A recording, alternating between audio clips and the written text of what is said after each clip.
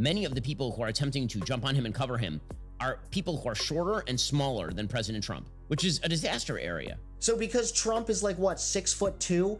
If you're gonna work on Trump's Secret Service, you have to be over 6'2". Are we unaware of how Secret Service works? Multiple people jump on the president at the same time. It's so stupid. Multiple people are on him already. It doesn't matter if individually the one person isn't as big as Trump. Why the f are you focusing on the fact that they were shorter? So what if they were shorter? They jumped on top of him. They covered him. I mean, like, literally by that logic then, does that mean if the new president is even taller, you have to fire all your Secret Service agents and get people that are even taller? You can only have like retired basketball players because we made the tragic mistake of electing a president who's like 6'5".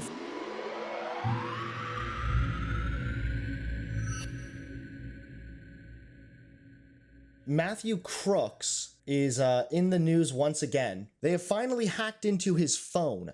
And unfortunately, even though his phone has now been opened up, the motive is still unclear. Thomas Matthew Crooks had searched online for information about former President Donald Trump and President Biden and had photos of both men saved on his phone. So it's just almost adding to the confusion. The 20-year-old Pennsylvania man who tried to kill former President Donald Trump at a rally last weekend had searched online for information about Trump and President Biden and had photos of both men saved on his phone. The shooter had photos of Attorney General Merrick Garland and a member of the British royal family saved on his phone. He had searched for information about major depressive disorder. Then he searched for the rally and the DNC. Crook's home life and relationship with his parents are also of particular interest to investigators as they try to understand his thinking. Both of his parents have health issues, and while the young man lived with them, so far it does not appear to the investigators that they were keeping close tabs on his activities or interest in the days and months leading up to the shooting. He was a registered Republican. He did not have a significant online profile or any known political activity. Of course, there has been a lot of responses regarding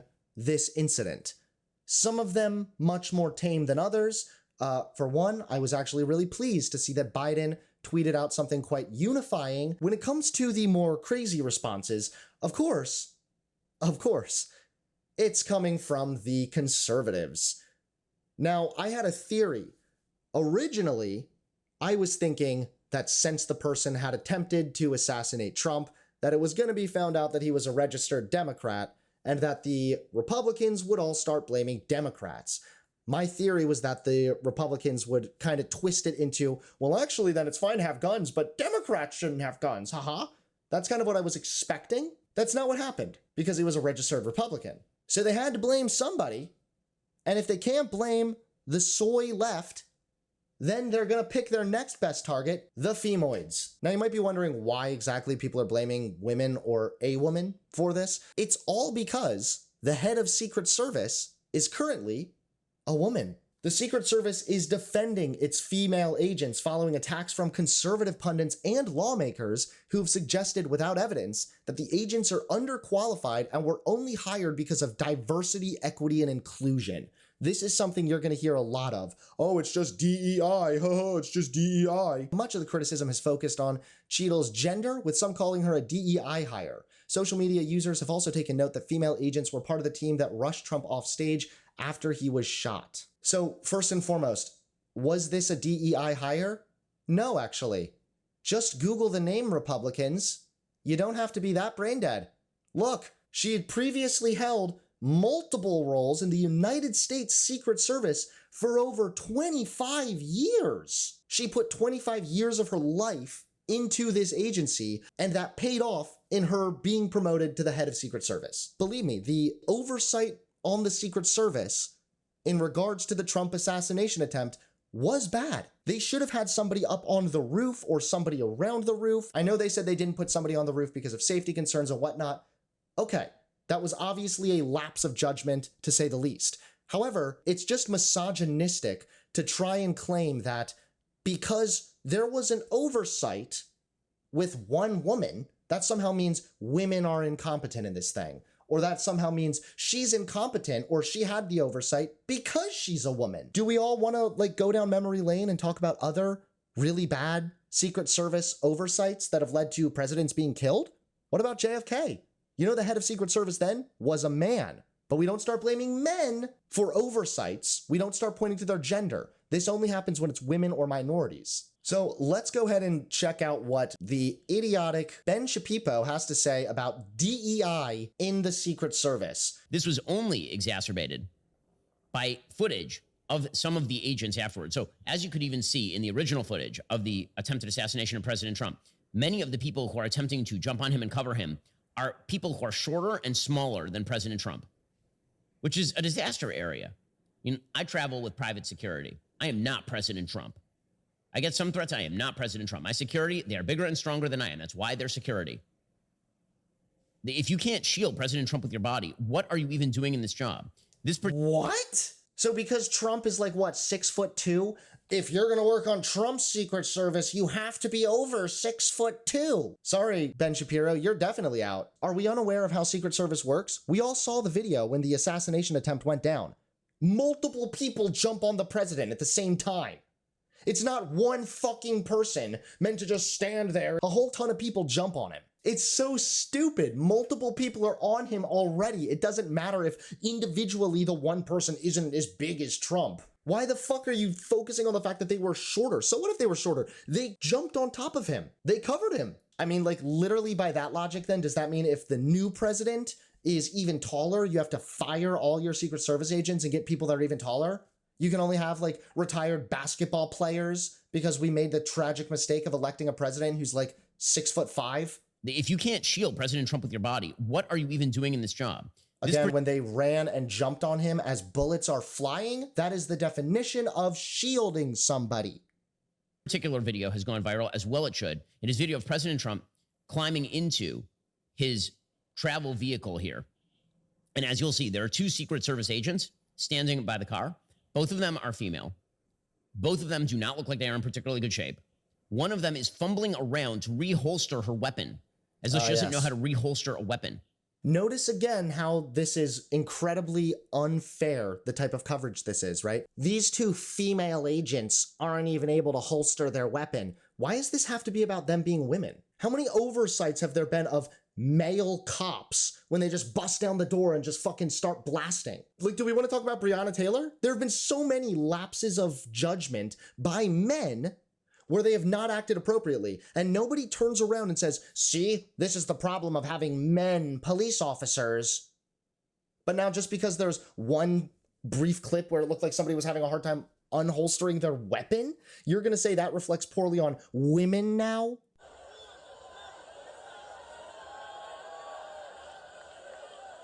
Here she is. She's trying to figure out what to do.